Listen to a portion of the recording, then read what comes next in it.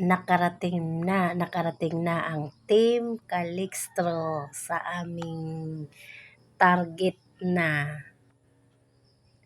beach resort.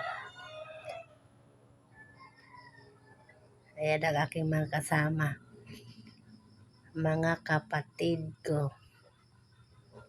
Ang napakalayo nitong location na to. Northern Summer din, pero medyo malayo ito sa lugar namin. Ang daanan sa bundok yung highway. Pero ang ganda, in fairness, ang ganda ng highway. Makinis yung kalsada, talaga namang bagong gawa yung kalsada. Yun nga lang, bundok ang dadaanan.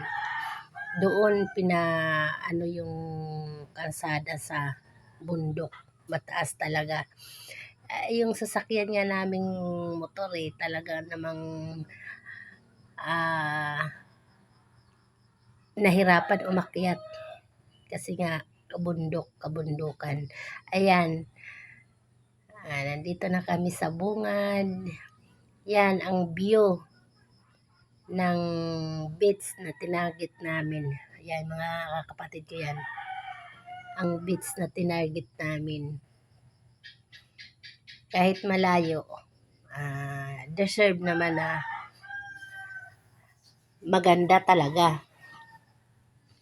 Ang gaganda ng mga rock formation dito na makikita ninyo. May bundok na nandoon sa gitna ng dagat.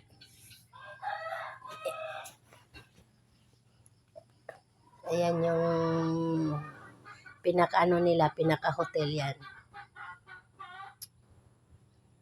Wow, bit-bit na ang inumin. Wow na wow. Sige, picture kayo mga inday. Picture ang team nga tawag nito? Team Calixtro. Team Habal. Ay, Team Hamad. Ang sabi ni Asel. Ayan. Dito muna kami sa gilid at kakain.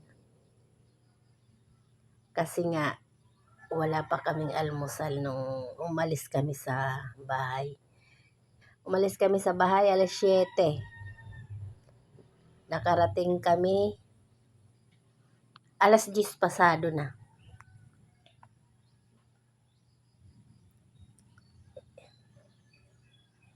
Ayan ang mga sasakyan namin.